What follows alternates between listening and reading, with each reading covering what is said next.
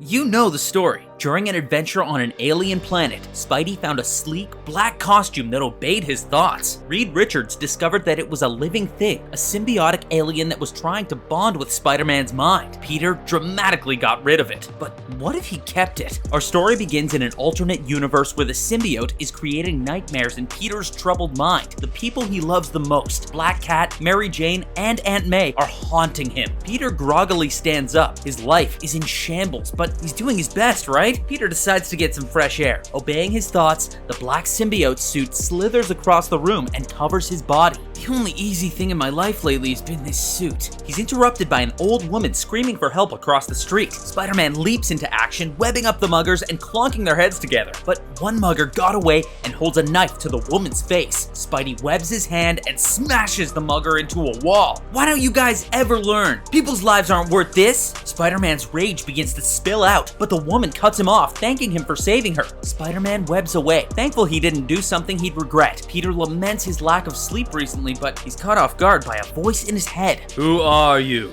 The spider or... Peter screams and shoots up out of bed. How did he get back here? In his sleepy stupor, he shoves the nearest person to him. It's Mary Jane. He just shoved her to the floor. Peter, it's me. Oh God, Mary Jane, I'm so sorry. Peter apologizes for his nightmares. MJ forgives him. She was actually here to apologize to him for storming out the other day. In this timeline, she just learned that he was Spider-Man, and it's been hard on her. I wanted to run from it, but I'm your friend and I can see you're unraveling. MJ absentmindedly picks up his black costume, but it begins to wiggle around. It's not from here. Peter decides to see the smartest person he knows to uncover the truth behind his dreams, his new dark persona, and this suit, Reed Richards. As he begins to swing his way to the Baxter building, his suit refuses to shoot out webbing while he's still soaring through the air. I didn't think this suit could run out of webbing. Spider-Man realizes this is all the more reason to take the suit to Reed, but he's once again interrupted, this time by his Spidey sense. The Hobgoblin soars on his glider over civilians, cackling as he holds a pumpkin bomb over his head. Spidey's kick sends Hobgoblin falling off his glider, crashing into a car on the street. But the Goblin tosses a bomb in the air at the last moment, exploding right next to Spider-Man. But the new black suit is far stronger than Hobgoblin realizes. Spider-Man stands up and zips a couple webs behind the Goblin's head. Hobgoblin chuckles. Did Spidey miss? You're slipping, Spider. But Spidey yanks those webs back, smashing that car right into Hobgoblin, knocking him down for the count. I'm getting tired of this. Bad day, Spider. A lot of them, frankly. Spider-Man beats Hobgoblin mercilessly as his suit whispers in his ear, "Kill him." Spidey refuses, instead tearing off the Hobgoblin's mask. Hobgoblin is revealed to be Roderick Kingsley, the billionaire. But why? I just wanted more power. You hurt people, terrorize them for more power? Spider-Man lifts the villain in the air as his suit continues to whisper in his ear. You don't know power, Kingsley. I'm power. The black suit begins to morph, looking a little less like a suit and more like a living thing. Spread the word, Hobgoblin. Spider-Man is playing for keeps now. Spider-Man swings away, leaving the terrified Hobgoblin cowering in his wake. Later that night, Spidey finds Black Cat sitting alone on a rooftop. Hey, Tiger. That's the nickname MJ's always called him. Black Cat leans in. Spider-Man's mask lifts, and the two share a kiss. What's really bothering you? Don't call me Tiger, okay? And I don't know, just feeling angry at the world, at all the bad guys. Spidey tells the cat about what he just did to Hobgoblin, all the rage he felt, and how badly he wanted to hurt him. The Black Cat suggests that it's not such a bad thing. These are bad guys, right? She hugs him from behind. Aren't you going to get some genius to check the new suit out? The next morning, Spider-Man does just that. He drops in on Reed Richards of the Fantastic Four to uncover the truth of this suit. I've been tired lately, but I don't think that's the suit. If anything, the suit makes me feel stronger. Like I'm getting more powerful the more I wear it. Honestly, the only time I feel bad is when I'm not wearing it. Peter lays inside some sort of device that will allow Reed to analyze the suit, taking the opportunity to grab a little nap. Meanwhile, Reed talks to Human Torch about Peter's changes in personality. Reed has his suspicions, but his test will prove it. Peter has another nightmare as he rests, starting up from his slumber when Reed finishes his test. It's okay, the tests are done. We let you sleep while I sifted through the data. Aw man, sorry. Did I mention my nightmares? Reed explains why that makes sense. Although the suit does react to Spidey's thoughts, Spidey also reacts to the suit's thoughts. It's bonding to him, both physically and mentally. It's not advanced material. It's more of a symbiote, a sentient being. It's alive? I'd suggest you remove it immediately so I can keep it here for further examination. Spider-Man pauses and lowers his head. Is that really necessary? Spider-Man begins to walk away, but Reed stretches his arms toward him. Spidey lashes out and squeezes his rubbery wrists. I know a greedy scientist when I see one, Reed. Spider-Man rushes away, leaving behind a concerned Reed and Johnny. Later that day, Spidey visits Queens. Peter sheds his costume and knocks on Aunt May's door, but creeping behind Peter in the darkness is the Hobgoblin, who's just seen him change from Spider-Man to Peter Parker and enter his aunt's house. This is not good. May and Peter have some tea and talk about Peter's recent mental struggles and the potential he's been squandering. They have a nice moment, but his spider sense goes berserk. Suddenly, a pumpkin bomb explodes Aunt May's wall. Hobgoblin floats through on his glider. Despite the threat, Hobgoblin decided to up the stakes and attack Spider-Man's family. Peter suits up for the first time ever in front of Aunt May with fire in his eyes. Spidey bashes Hobgoblin through a pole, decks him in the face, but he realizes in his rage he was more aggressive than defensive. He looks back to Aunt May's home, which is now engulfed in flames. Spidey runs into the burning building to save her, but the suit won't let him. It clings to the ground, dragging him down. Fire. No. Will kill us. Cannot. The house explodes, sending him flying backwards. Aunt May is gone. No! I'm sorry. No.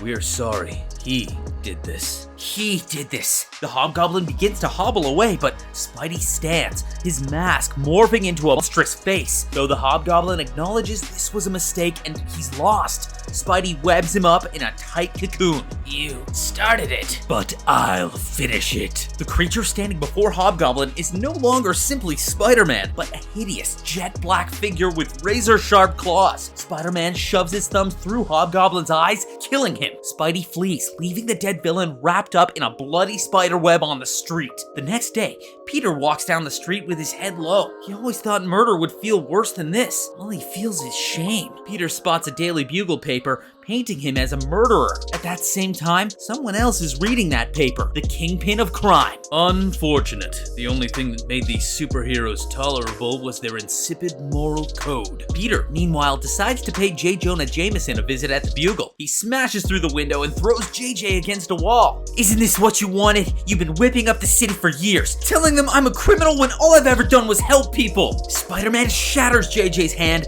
threatening to break the other if he ever sees his name again in the Bugle. Later, MJ passes Peter's apartment. She decides to pop in on her old friend. She's been seeing terrible things about him in the news. The door was unlocked. She gasps as she enters his bedroom. Spider-Man is hanging from the ceiling like a spider, finally getting some needed sleep. What's happening? I'm sorry, MJ. I know this probably looks strange, but trust me, it's incredibly comfortable. You haven't been answering your phone. I know, I'm sorry. We've been busy. We've? MJ asks if the news about Spidey is true, if he's been killing villains. I could have saved her, MJ, if I'd made the decision earlier. The decision? Who should live? MJ is in shock as Peter tells her his new manifesto. With this power, he has the responsibility to end these villains' reign of terror. Peter suits up and leaves, talking about this new morality with his symbiote friend. As he patrols the city, he's attacked by the Shocker. Like the new look, Spider-Man's uncharacteristically quiet as he dodges Shocker's blasts. What's up, Spidey? Usually can't shut you up. Spider-Man knocks out the Shocker, knowing that the second-rate thief wouldn't attack Spider-Man alone. Suddenly, a giant scorpion tail bears down on the back of Spidey's head. The Scorpion. The Scorpion grips Spidey with his powerful tail, likewise chastising Spider-Man for his quiet demeanor. Come on, Bug, for real? You expect us to think you've gone bad? While the cocky Scorpion mocks Spidey, a dozen tendrils begin to fly out of the symbiote suit. Scorpion suddenly a bit more worried. Spidey launches one of those tendrils into Scorpion's mouth, choking him. As civilians flee in terror, Spider-Man struts toward a breathless Shocker, who just witnessed Spidey brutally murder his associate. Fisk was right. As a last-ditch effort, Shocker throws a blast towards Spidey, who easily dodges it. But the blast throws debris, killing an innocent woman on the street right in front of her daughter. Once again, rage fills in Spider-Man's eyes. We quickly cut away, now looking at Wilson Fisk the Kingpin, quietly reading in his study. Get up.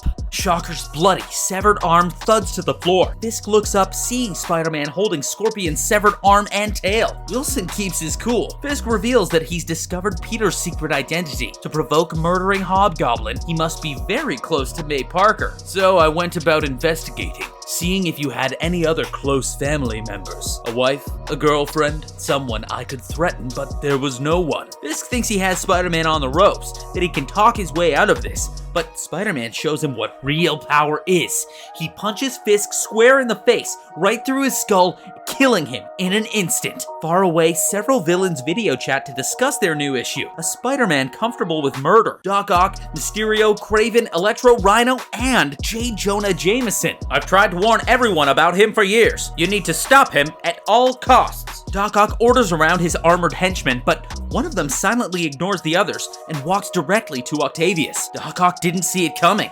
The henchman stabs him. Sorry, Doc. Can't let you just go and kill Spider-Man when that's my job. The henchman lifts his mask and reveals his true identity. A man with a grudge against Spider-Man. A man who, in another universe, would join the Venom symbiote when Spider-Man rejected it. Eddie Brock.